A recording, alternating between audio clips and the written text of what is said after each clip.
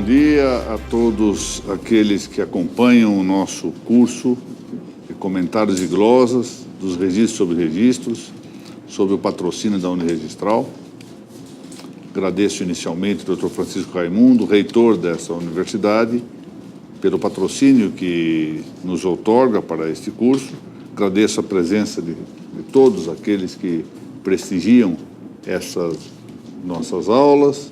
Igualmente, cumprimento o público que nos assiste pela via informática. Hoje nós vamos fazer, na verdade, além da aula de hoje, assim que terminada, vamos para uma segunda aula gravada para a semana que vem.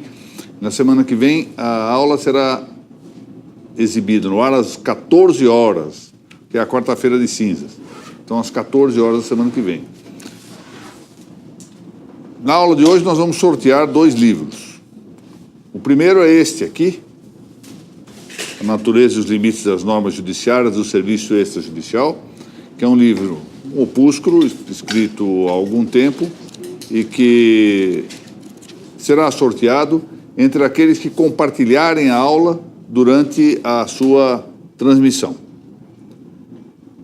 E o segundo livro, que está aqui, A Arte da Leitura, Diálogos sobre Livros, do Mortimer Adler e do Charles Van Doren. Na verdade, é um diálogo entre os dois. O Mortimer Adler é um filósofo importante dos tempos contemporâneos, e esse livro será sorteado entre aqueles que também compartilharem a aula durante a sua transmissão, mas com uma condição adicional, a de que estejam inscritos para o curso regular. É uma inscrição gratuita que se faz no site da Uniregistral. Muito bem. Então, ao final da aula, vamos proceder a esses sorteios. A aula de hoje versa ainda sobre o princípio da publicidade. Nós estamos na 6ª parte do tratamento desta matéria. E hoje eu queria, antes de iniciar os nossos comentários e glosas, dizer que já está aqui em minhas mãos o volume compilado das aulas que vão do número 1 ao número 34, salvo engano, com um índice remissivo preparado pelas doutoras Amanda e Laura, a quem eu torno público o meu agradecimento pelo trabalho realizado. Eu vou fazer uma revisão, e isso deve ir à gráfica para um primeiro volume já condensado destas nossas primeiras aulas. Eu acho que é importante, especialmente pelo índice. Os resultados acadêmicos estão sendo relevantes. Eu quero aqui mencionar, fazer um agradecimento público à doutora Cláudia Domingues, que tem habitualmente dado muitas aulas nessa matéria, porque ela tem sido muito generosa nas referências que tem feito a esses nossos esforços aqui.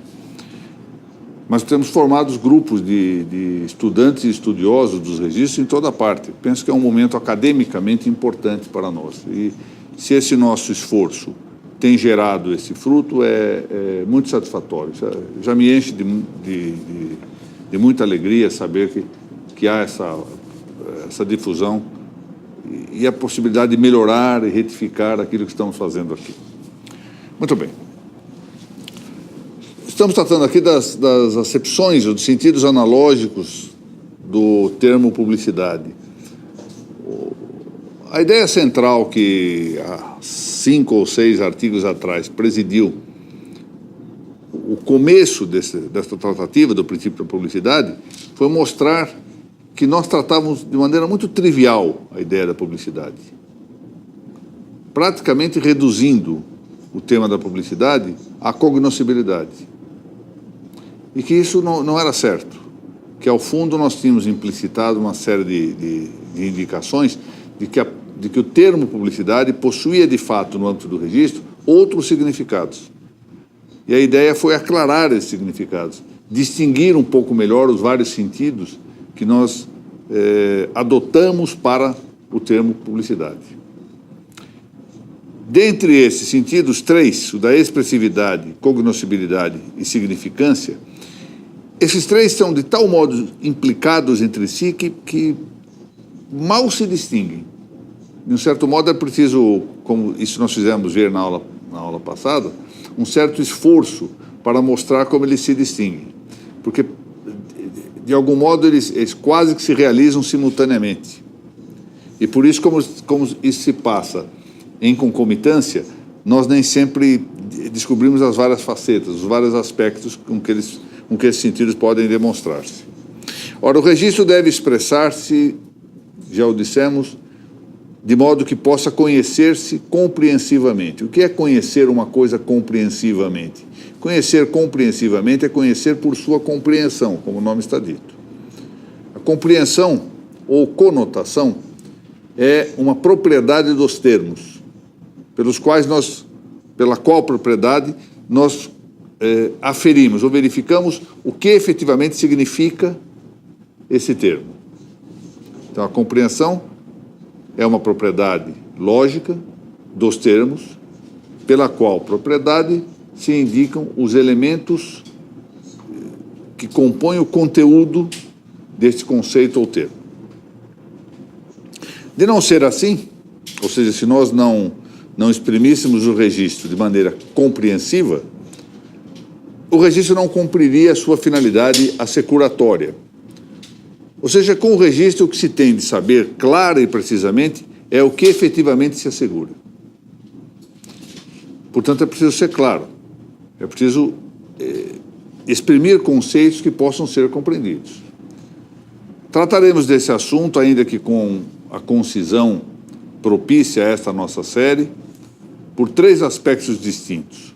Os 2 primeiros vamos versar agora, e o terceiro num próximo item.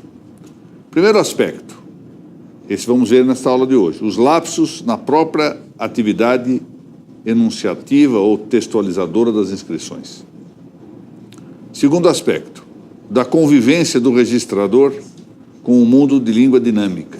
Isso é um problema extremamente difícil, extremamente complexo, até de ser avaliado. Vamos ver a seu tempo. E na aula que vem, vamos cuidar do tema do caráter formal da vida registrária. Eu queria aqui fazer um parêntese. Essas nossas considerações todas, e as da aula de hoje também, muito particularmente, são considerações teóricas. Elas têm um certo veso de abstração, como devem ser as manifestações de aula, em boa parte delas, mas elas dizem respeito diretamente a uma questão prática. Isso que nós vamos teorizar aqui e tratar de maneira mais ou menos abstrata, consiste exatamente nisso que é próprio da abstração. Nós vamos separar. Abstrair é isto, é separar. Nós vamos abstrair do que é prático da atividade registral alguns aspectos e considerá-los assim como se tivesse uma visão que sobrepaire a atividade prática. Mas isso não tem nada de idealismo, não tem nada de algo utópico. Ao contrário, o que nós estamos fazendo é recrutar a realidade do dia a dia, do que ocorre no cartório do Dr. Valdecir, do Dr. Ademar, nas atividades do Dr. Júlio, trabalhando com registro. A Alessandra, que hoje nos honra aqui com a presença, vindo lá da Bahia, titular agora de cartório na Bahia, trabalha lá no dia a dia com isso. E o que nós estamos fazendo aqui é apenas abstrair, apenas colocar-nos num ponto de observação teórico acerca... A teoria é isso, né? A teoria é visão. Estamos vendo o que acontece na prática. Portanto, não tem nada de algo distinto ou de algo separado ou diverso daquilo que é a prática. O que há aqui é uma visão distinta, uma visão teórica da prática. O erro na escrita, nos textos de todos nós, por lástima, ocorre de fato de quando em quando. E às vezes não só de modo repetido, recorrente, mas também, o que é pior, despreocupado. Aliás, esse é um tema. Eu, toda semana, faço o artigo Registro sobre Registro, mando um primeiro, no dia seguinte mando um segundo, dizendo o que vale é esse, só para corrigir os equívocos, depois de ter lido 200 vezes, e tempos depois, ainda em reuniões aí com parte dos alunos que se encontram, nós temos que fazer algumas outras retificações, porque achamos erro. Escrever, isso está no Eclesiástico, é uma tarefa sem fim. Mas aqui não é só o problema de que nós não podemos evitar de todo o erro, é também porque há situações em que a pessoa é negligente, é despreocupada com a forma de escrever. E hoje em dia, mais ainda, isso se dá em virtude do acesso aos meios informáticos, da rapidez com que se escreve. Então, essa rapidez, a ideia de celeridade vai fazendo com que não se preocupe mais com a língua. E muitas vezes essa negligência ou despreocupação com o que se escreve se transmite também para a atividade profissional.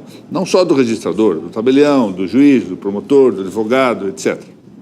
Se despreocupa, escreve-se de qualquer modo. E isso é um mal, na medida em que aquela ideia antiga de que o estilo é o homem tem sua razão de ser, ou seja, a ação do homem é a própria pessoa em ação, é a própria pessoa em ato.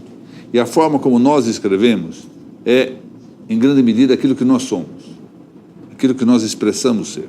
Daí o cuidado que temos de ter na forma como escrevemos, mais ainda aqueles que têm vida profissional da escrita. Ao início da sua réplica, e logo após referir o paradoxo de Ecer de Queiroz, grande autor português, no Fradique Mendes, afirmar que ninguém sabe escrever, isso disse Ecer de Queiroz. Rui Barbosa não pôde menos do que concluir de maneira realista o que segue aqui. Diz ele: uma verdade há que me não assusta, porque é universal e de universal consenso. Não há escritor sem erros. Essa é a realidade. Portanto, acostumemo-nos humildemente com o fato de que todos nós erramos ao escrever. Nem sempre. Assim havemos de reconhecer.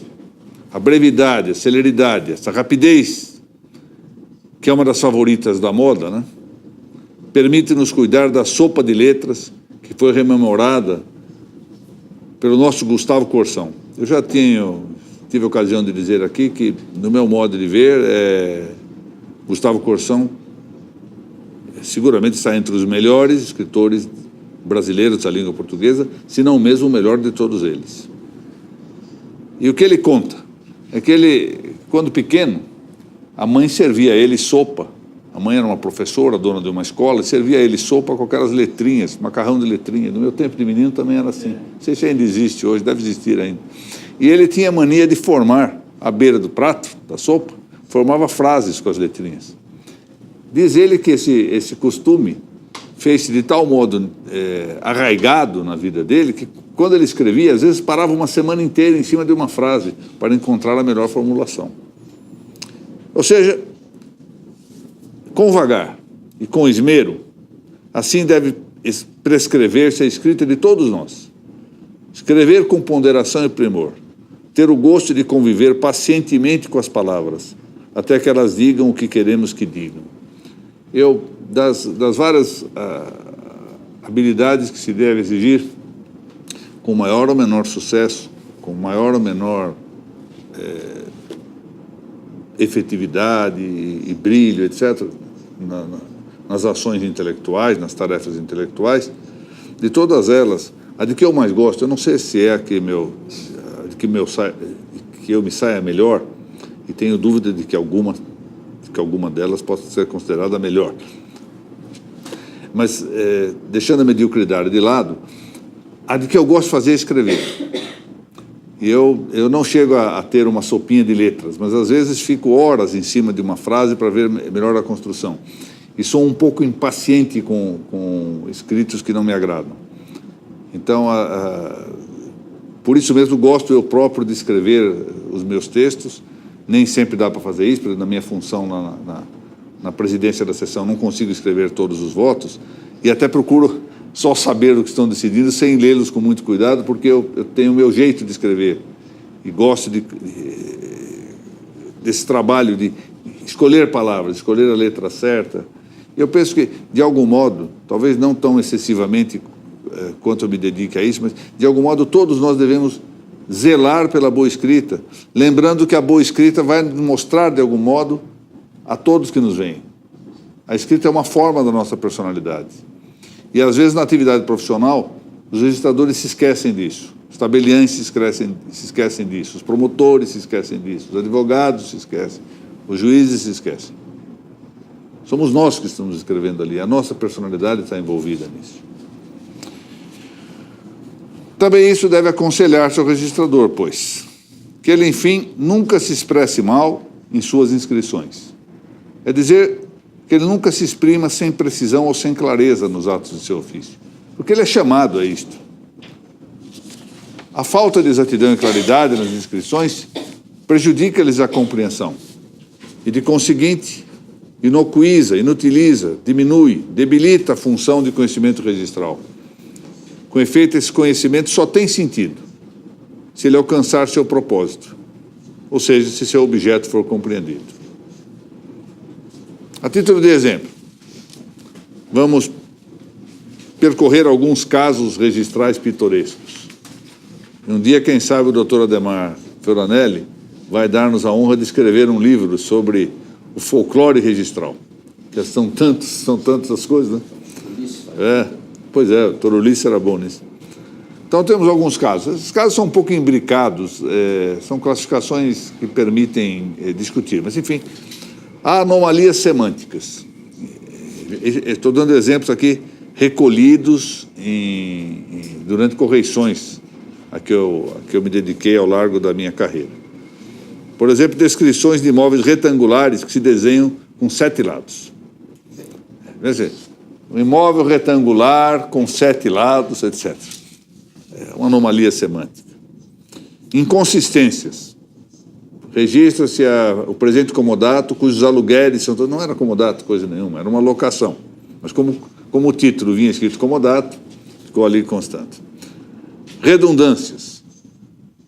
Registra-se a doação gratuita, que isso, na verdade, talvez dizesse doação sem encargo, mas o fato é que lá é doação gratuita, não existe doação propriamente onerosa. Ou então ambiguidades, mortos que adquirem direitos. Isso se encontra algumas vezes.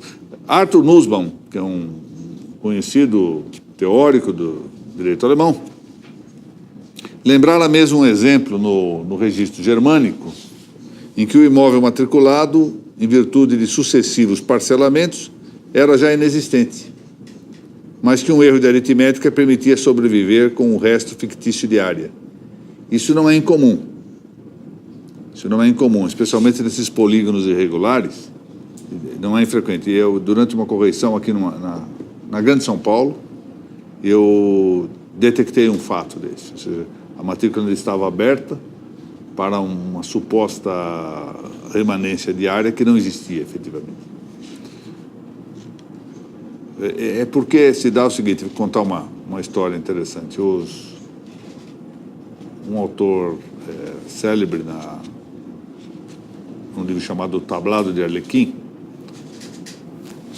fala que leva o filho a vários lugares. O filho estava em período de formação, então leva ao escritório de advogado, depois leva a sala de um engenheiro, a sala de um arquiteto, ao consultório de um médico, que vai por aí afora, e o menino diz assim, eu não gostei de nada disso. Aí o pai diz assim, já que não serves para outra coisa, vais estudar direito. É provavelmente porque nós não temos muito gosto pela aritmética que fomos levados a estudar direito. Enfim, um erro de aritmética às vezes leva a essas sobrevivências de áreas em local que já não há disponibilidade para tanto. Mas se trata de erro de escrita, de algum modo. Todos os que vivem neste mundo registral têm boas histórias, a contar disso que compõe uma espécie de inevitável, mas de algum saboroso folclore registral, como eu disse. E nesse capítulo de imputações de erros de escrita, consultemos tudo com muita prudência. Quem não tenha pecado, atire a primeira pedra. É isso que está aí nesse latim aqui da Vulgata. Há uma condição, todavia, persistente e estrutural que aumenta a possibilidade do erro no registro. É que, sendo um registro um repositório de informações extraídas da realidade, ele não pode mais do que recolher indicações selecionadas de um imenso espectro de dados. Esse é um tema interessante. Ou seja, o que se recolhe da realidade para o registro? Nós estamos vivendo um problema que eu me permito aqui referir em paralelo. A Lei de Registros Públicos, como se sabe, aplica-se diretamente a 4 registros, entre eles o registro civil das pessoas naturais. Cria-se, entretanto, um serviço administrativo, o chamado SIRC, Serviço de Informações do Registro Civil, Esse serviço estriba-se em um decreto que, por sua vez, permite a extração de uma cartilha. E esta cartilha exige a indicação de dados recolhidos também da realidade que a Lei de Registros Públicos não prevê. Resultado, agora, para informar o CIRC, o registrador civil tem que recolher dados que a lei não impõe que recolha. Ou seja, não só ele trabalha gratuitamente para esse serviço, gratuitamente não é gratuito, ele está tendo um custo para isso. Ele perde tempo, mas ainda é obrigado a cumprir uma cartilha em dissonância com a lei. São recolhas de dados. O que nós temos que recolher da realidade para constar de um registro? O problema é que se esse é um tema que nós já vamos entrar na parte escrita do registro sobre registro, na questão do princípio da legalidade. Nós nos acostumamos muito, ao largo da atividade, a cumprir qualquer coisa que venha, de onde venha, não importa como, muitas vezes sem nem cuidar de hierarquia. Uma cartilha editada pelo CIRC vale mais no Brasil do que um provimento do CNJ, que determinou o sentido contrário do que consta na cartilha, vale mais do que a Lei de Registros Públicos. Está ótimo, vai se fazendo assim até o momento em que se acordar e se verificar que o registro civil já não vai ter mais existência, ou vai ser um mero coletor de dados para passar para o CIRC. E é um temor de que isso se espraie para as demais atividades registradas, essa é a realidade. Não vou voltar ao tema da desconstrução do que eu falei em Guarulhos, isso em breve estará no site aqui da Registradores do Brasil, na página do Facebook, pelo menos um resumo disso, e já está aí o teor inteiro da palestra, infelizmente com problemas de gravação, porque o local lá era de difícil captação, apesar de todo o esforço da competente equipe técnica, nossa aqui da Unregistral e também da ARPEN. Mas prosseguindo, em suma, quando menos entre nós, com a lei 6.015, o registrador não copia, o registrador não transcreve ao modo de um amanuense, que fica apenas repetindo dados. O registro, isto sim, capta, percepciona, compreende, interpreta, elege, e o registrador, assim, diante de todas as atividades, é, na verdade, um criador. Ele inscreve para publicar aquilo que ele conseguiu captar. Não é um mero espelho do que lhe trazem pronto para o registro. Ora bem, não se pode, para logo, evitar de todo os equívocos da captação e da percepção sensíveis, e sequer os da memória. Isso todos nós sabemos. Confiar na memória, confiar na captação, confiar na percepção, é sempre um risco. Balmes, que foi um grande pensador espanhol, observou com razão o que segue aqui. La experiencia enseña que los sentidos nos presentan los objetos diferentes según que nuestro ánimo está prevenido de diferente maneira. Ou seja, conforme a tendência subjetiva que nós tenhamos, podemos muitas vezes captar coisas diversas. Se eu disser assim, olha, daqui a pouquinho vai entrar uma pessoa aqui que nós temos que ficar muito preocupados, porque ela está muito brava. A pessoa pode entrar até com um rosto tranquilo, mas nós vamos já ficar interpretando que ela está brava e pode reagir de determinado modo. Ou seja, a nossa percepção varia muito de acordo com a nossa a inclinação subjetiva que tenhamos. Entre nós, o grande Dínio Garcia, meu estimado amigo, saudoso Corregedor-Geral da Justiça de São Paulo, que era uma emérita autoridade, tanto no plano jurídico quanto no plano técnico, dizia que as mais precisas linguagens científicas somente podem reduzir as incertezas, mas não de todo evitá-las. Acontece que é o registrador, a quem se incumbe a tarefa de, manejando títulos, captar uma realidade passada, percepcioná-la, compreendê-la, interpretar normas e fatos. Interpretar é isso. Qualquer dia desse eu vou dedicar um tantinho a examinar o conceito de interpretação, mas por agora é isto. Interpretar é como se fosse uma ponte entre normas e fatos. O intérprete é um intermediário, um mediador. Eleger o que textualizar, o que escrever, o que publicar, a esse registrador também compete, na dimensão prática do seu ofício, remeter-se a destinatários, e a eles encaminhar-se com um signo decifrável por esses destinatários. Não lhe basta a mera sinalização, porque dele se exige enunciar algo para permitir o conhecimento do objeto do conceito sinalizado. Essa é a questão. Não basta que eu sinalize, é preciso que eu saiba que estejam compreendendo. Como também aqui, eu tento o mais possível, dentro das minhas limitações, esclarecer algumas questões. A linguagem tem que ser mais ou menos exata, etc., mas é possível que eu me valha aqui em aula de algumas analogias, de alguns paralelos, porque o meu objetivo é esclarecer. É a mesma coisa o registrador, ele tem que escrever com precisão, não pode ir além desta precisão, mas tem que ser claro. Consideremos aqui um episódio frequente no Brasil, o das descrições imobiliárias objeto de antigas transcrições, e que, embora respondessem a uma enunciação adequada a seu tempo, adequação sociológica, ou seja, da vida social, perderam, primeiro, ora, seus elementos de identificação referencial. Vale dizer, desapareceram os córregos, as figueiras, as pedras que se anunciavam nas descrições transcritas. Havia aqui em São Paulo, o doutor Ademar deve lembrar-se bem disso, o doutor Valdeci, talvez também do Conde Júlio, uma famosa transcrição, salvo engano, não sei se era do cartório do Virgínio, que apanhava o córrego do Curtume, e que aí se referia a uma figueira, à casa da Dona Maria de Tanta, ao terreno do capitão fulano. E essas pessoas morrem, a figueira desaparece, o córrego se desvia. Ou seja, é a própria realidade, ou seja, a identificação referencial do registro que mudou. Ora, às vezes, esse é o segundo ponto, a própria determinação lexical é que fica prejudicada. Eu reuni algumas coisas que estão no Lucidário, do Frei Joaquim Santa Rosa do Viterbo, mas para perguntar o seguinte, vejam que frase encontrada num registro: paga a alcavala do Amadigo. E depois, o que é a alcavala do Amadigo?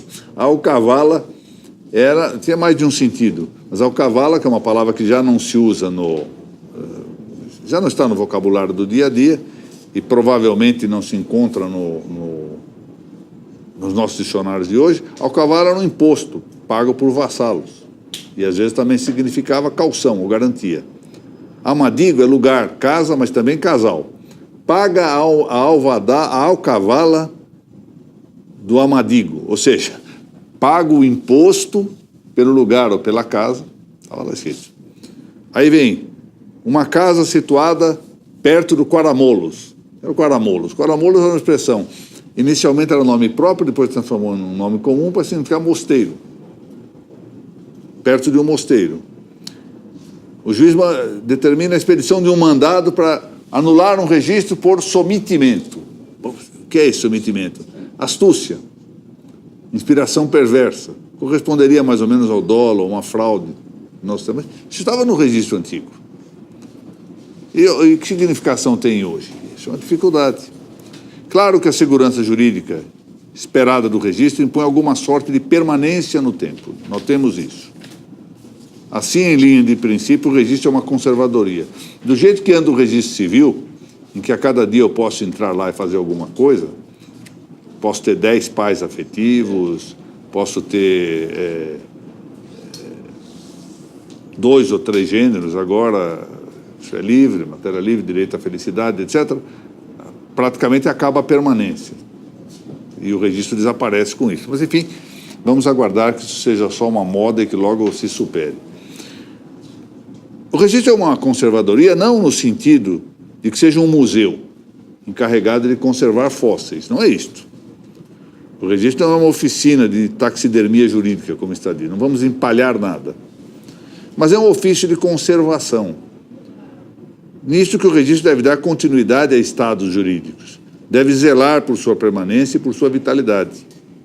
Alterações de signos que põem em risco de identidade e vida a situação jurídica estabelecida, segundo a ordem legal, configuram sempre modificações letais para o objeto da publicidade e conservação tabulares. Ora, houve, durante a semana, divulgou-se algo que me pareceu interessante, semana passada. Restabeleceu-se uma ideia bastante razoável de que não se deve alterar, no registro civil, e isso vai ter reflexo no registro de imóveis, não se deve alterar indicação de nome, etc., sem um cuidado razoável. Essa história de chegar e dizer, olha, hoje eu me sinto Maria, mude aí, e tem que mudar, tem reflexos patrimoniais também possíveis. Então, é preciso provar que não há títulos protestados, que não há distribuição penal ou distribuição civil. Continua em vigor tudo isso. Essa ideia de querer ser feliz à margem da sociedade, à margem dos deveres, é muito cômoda para quem quer fugir das responsabilidades, mas não representa nenhum benefício para a ordem pública, nenhum benefício para o bem comum, a não ser a de dar vazão a pulsões arbitrárias, evidentemente. Detenhamos-nos aqui em um pequeno exemplo. O cuidado da permanência registral deve orientar o mais possível a adoção de novas linguagens registrais, as descritivas inclusive. Temos que cuidado com isso. Temos que preservar o mais possível os conteúdos, as situações reais. A linguagem terá de expressá-la. A questão não é simples. O registro não pode abdicar da convivência num mundo em que a linguagem corrente nasce, vive, sofre e morre. O registro não é um apartado deste mundo. Ele está no meio de um mundo dinâmico. Mas a pergunta a fazer é esta: deveria o registrador abandeirar-se ao pavilhão das palavras à solta? Ou seja, a anarquia da língua derelicta, ou seja, da língua abandonada a si própria, a um universo resignado, a que les mots sont les mots, ou seja, que as palavras sejam os males? A resposta dá-nos com precisão este nosso maior pensador atual da gramática, a quem eu tenho feito referência bastante frequente e merecida, que é o filósofo Carlos Noguet. Diz ele no prólogo de sua Suma Gramatical. Aliás, um dia desses aqui vamos sortear esta suma, já está aí reservada pela Uniregistral, reservado o último exemplar que havia na editora. O livro está esgotado, foi lançado recentemente, mas já está esgotado, tamanho a sua autoridade. Ao inaugurar o prólogo dessa sua Suma Gramatical, Noguet diz o seguinte, vou ler: deixada à deriva, sem regras que a dirijam, como hoje querem muitos que, porém, o mais das vezes, defendem sua tese sem nenhuma deriva, a língua seria como as águas de um rio, puro fluxo, ao ponto de não poder falar-se duas vezes com a mesma língua. Interessante essa observação dele. Utilizando aqui a conhecida passagem de Heráclito, nós nunca nos banhamos duas vezes no mesmo rio. Pois muito bem, está bem que não caiba ao registro reavivar o fóssil de um léxico ultrapassado. Mas, por outro aspecto, não se deve admitir a abdicação de uma linguagem clássica em favor de uma terminologia de turno, de um jargão do cotidiano transitório, do caos de palavras reconstruídas de maneira ideológica. Aí está, por exemplo, a reconstrução da palavra casamento. É o exemplo mais vivo com o qual nos defrontamos hoje. Escreveu-se em outra parte. Vou ler o texto aqui. Arte por semelhança, em virtude de sua analogia com as artes em sentido próprio, que são os hábitos produtivos de índole racional, todo hábito produtivo de índole racional é, em sentido próprio, uma arte. A gramática é uma das 7 artes ditas liberais. Isso nós já vimos aqui. Faz parte do trivium, ou seja, da primeira parte das 7 artes liberais. Gramática, retórica e lógico-dialética. É um saber, a exemplo da lógica, saber este que a subordina proximamente, sob certo aspecto especulativo, ou seja, teórico. A palavra especulativo vem do latim speculum, significa espelhar. Por isso, especulativo significa aquilo que espelha, sem uma operação que altere o que está sendo espelhado. Mas, sob outro aspecto, a gramática é também prática. E que, à vista de seu fim, a gramática prepondera como saber prático. Ou seja, a gramática é especulativa, ela vê o que a língua é, mas, ao mesmo tempo, ela é prática porque dá normas ao escrever e ao falar. Contando-se ao lado da lógica, ou dialética e da retórica, entre as chamadas artes sermotinales, as artes lógicas ou do trivium, a gramática é um saber intimamente ligado à lógica, porque não é possível o discurso humano sem a palavra. Poderia pensar-se numa linguagem própria da lógica, mas o desenrolar natural do pensamento exige uma linguagem ordinária, por meio de palavras que informem, representem e expressem o mundo interior, não apenas aos especialistas em determinada metalinguagem lógica. É isso mesmo, nós precisamos expressar-nos. É o que me lembrava de uma personagem curiosa que não tinha palavras para expressar-se. Quem leu a Vidas Secas, do Graciliano Ramos, deve lembrar-se que o Fabiano, que é o pai daquela família, não tinha palavras para expressar-se, e por isso ele não conseguia concluir seu pensamento. Ele vivia sempre em um rebuliço mental muito grande, porque ele não tinha modo de falar, e várias vezes desistia de concluir o próprio pensamento, porque não sabia como expressar-se. Precisa ser uma ligação muito grande entre a lógica, a dialética e a gramática, o modo de expressão. Assim, a gramática é um conhecimento regulativo ou normativo, e bem por isso é uma arte, em sentido analógico, mais diretamente voltada à produção do literal. Primeiro, cuida do literal, e de algum modo limitado ainda da linguagem falada. A escrita, disse Noguet, é a parte das línguas que de si mais capacidade tem, não só de conservar-se, mas de conservá-las, ou seja, conservar as línguas.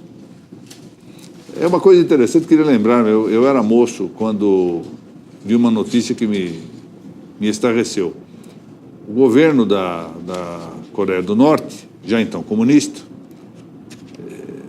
criou uma lei na Coreia do Norte punindo rigorosamente quem escrevesse errado em local público.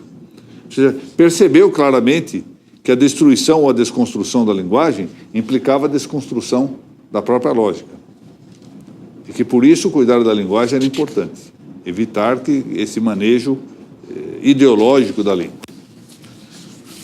Ora bem, o que se espera da linguagem registrária é que ela ponha ao dia os conceitos já estabelecidos por uma linguagem que se vai alterando, mas não que os desconstrua, para, na sequência, reconstruí-los livremente.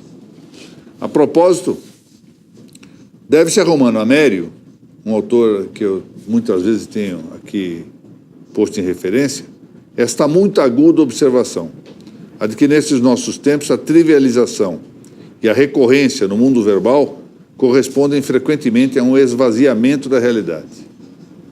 Gomes Dávila, com sua costumeira contundência, esse é um autor interessante, um colombiano, Nicolás Gomes Dávila, com sua costumeira contundência, falara mesmo em hemorragia verbal. E como quer que seja, parece que os termos verbais, não raro, assumem agora um papel substituinte dos objetos de conceito no mundo real. Por isso fala-se em agnosia do pós-modernismo quanto ao universal e estável. De fato, como sabem, uma das técnicas do pós-modernismo, talvez o seu núcleo, está em que ele faz o que eu certa vez chamei de síncrese dos opostos. Não é uma síntese de opostos. No pensamento hegeliano, a síntese de opostos resultava de um enfrentamento entre antítese e tese. E, portanto, aquilo virava uma nova tese e assim por diante. Essa é a mitologia hegeliana. O pós-modernismo faz desaparecer isso. Ele convive muito bem com as contradições. E convive bem porque pouco importam essas contradições. Porque não há verdade mais a perseguir. No pós-modernismo não há verdade a perseguir. Então, como desaparece a ideia de verdade, a agnosia é plena. E faz-se uma síncrese, efetivamente, não uma síntese. Isso acarreta que os tempos atuais se acomodem muito à prevalência da intentio lectores, ou seja, a intenção do leitor, sobre a intentio operis. Não importa o que se quis escrever, eu leio como eu quiser, entendo como quiser. A minha liberdade interpretativa é tal que pouco importa que o Dr. Mauro escreva um artigo em determinado sentido, se eu quiser entender no sentido oposto, eu entendo e acabou. E prevalece a intenção do leitor em detrimento da intenção do autor da obra. E isso é o que Humberto Eco chamou de superinterpretação. Hoje, com efeito, parecemos viver num mundo do chamado hermeneutismo, ou seja, num mundo em que as compreensões e as interpretações são incessantemente fluidas, lábeis, voláteis. É o que Mireille de Montmartre chamou de flux de droit. São conotações continuadamente referíveis a conteúdos infixos, oscilantes, e o que é pior, sem limites outros que os concebidos pelos intérpretes. Ivan Elissaldo escreveu um livro magnífico sobre esse assunto e foi ele, aparentemente, quem criou, tanto quanto sei, quem criou o termo hermeneutismo, ou seja, que é um abuso da hermenêutica, que depois termo esse que foi depois utilizado por Michel Villey. Não se sabe bem se Michel Villey leu Ivan Elissaldo e utilizou, ou se, em paralelo, tempos depois, criou esse termo. Ivan Elissaldo diz muito bem que só a mão de Deus detém a caneta do intérprete. Que é absolutamente livre. Escreve sim, eu interpreto como não, escreve completamente livre. E não há verdade a perseguir.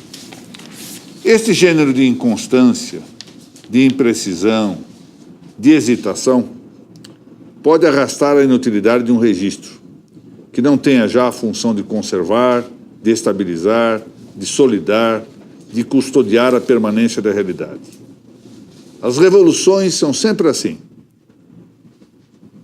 Elas sonham, devaneiam e fantasiam fantasias, devaneios e sonhos. Estas coisas que eram tão boas, quando muito, apenas ao tempo que não existiam. E que, quando existem, provam a sua desgraça. Eu quero hoje, ao terminar esta aula, e antes de proceder ao sorteio, manifestar dois pesares. O primeiro, que me doeu bastante, foi a morte do tabelião José Milton Taralo. Não sabia? Pois é, na sexta-feira. Eu quero aqui manifestar publicamente a minha tristeza com isso, além dos atributos profissionais que se fez grandemente conhecido. Era também uma pessoa de trato extremamente simpático, extremamente afável. Eu realmente fiquei pesaroso com essa notícia e peço a todos que se dediquem a rezar pela alma desse nosso amigo. E o segundo pesar é com a aprovação ontem desse projeto legislativo que praticamente decreta a defunção do registro civil no nosso país. Vamos esperar que o Senado evite essa desgraça para o registro civil. E começa como desgraça para o registro civil e prosseguirá como algo seguramente nefasto, a meu ver, e com todo respeito, para todos os registros e as notas. Infelizmente, a minha solidariedade aos registradores civis, mas mais que tudo, minha solidariedade ao povo brasileiro, que é quem vai lá à frente sofrer com isto que é poderíamos chamar de totalitarismo registral. Ou seja, todos os dados em mãos concentrados em um só lugar, utilizando,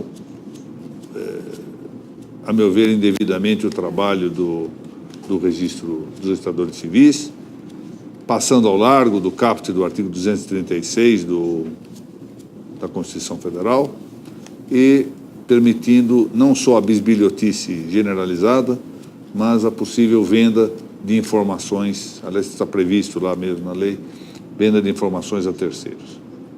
Eu me contristo com isso e penso que é um efetivo desastre para o registro civil brasileiro.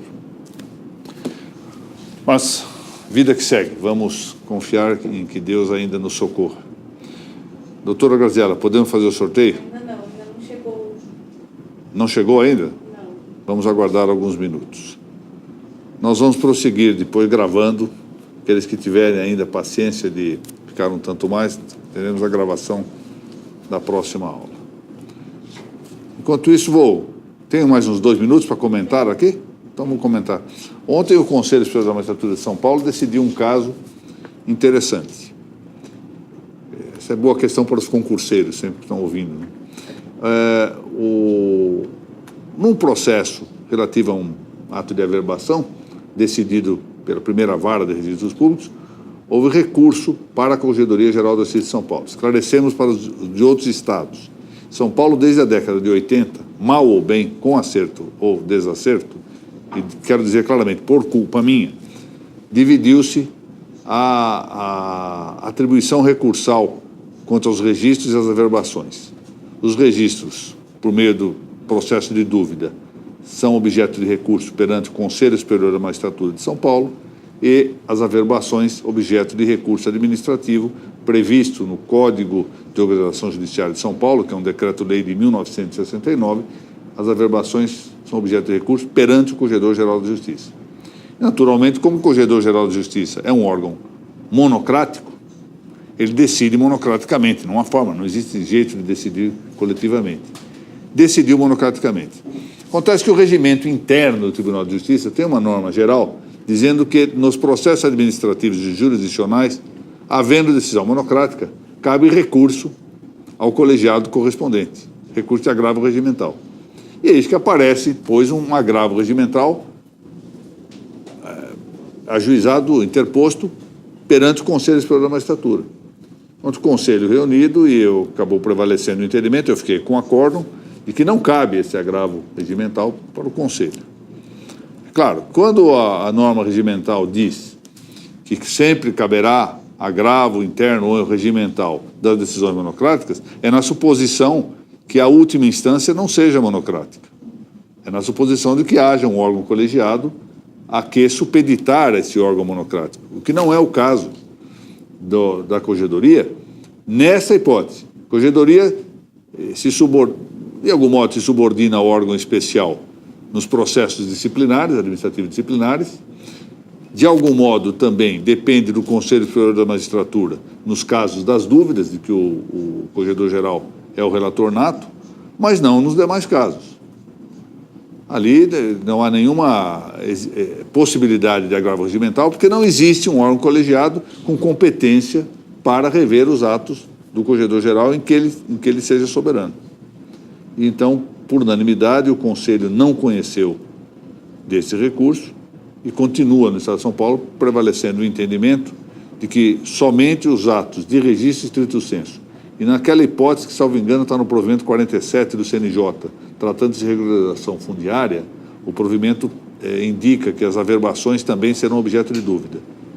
Fora esses casos, as demais hipóteses de averbação do registro, seja imobiliário, seja civil, seja de títulos de documentos ou de pessoas jurídicas, são, no Estado de São Paulo, da competência recursal derradeira do Corregedor-Geral da Justiça.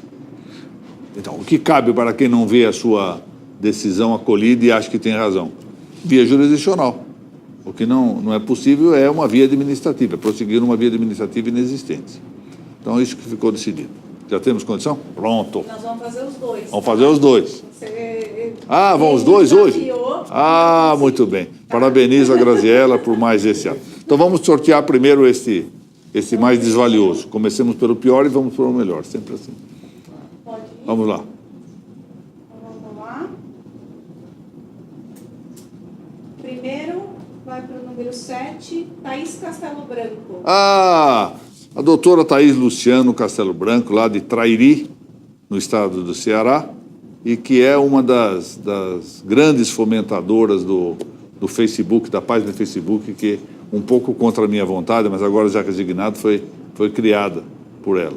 Ela e outros, a Carolina Roberto, a Fátima Ranaldo, o doutor Ricardo Scaff, a Bernadette Leonero, a Josiane Furlanete e todos. Muito bem. Tá? Parabéns. Agora são 5 só alunos que Só? compartilharam também. Só 5, o pessoal precisa fazer mais. O pessoal não está se inscrevendo, olha.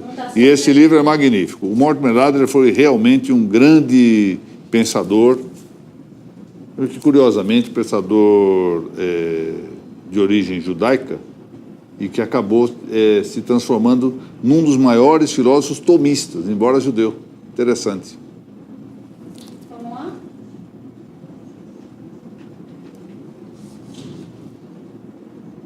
Guardando. Número 5, Luciano Machado. Luciano Machado. Muito bem. Então, fizemos já os dois sorteios. A próxima aula, como será gravada, não haverá sorteio de livros.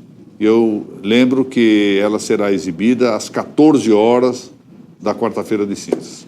Por agora, muito obrigado e até a próxima aula. Obrigado.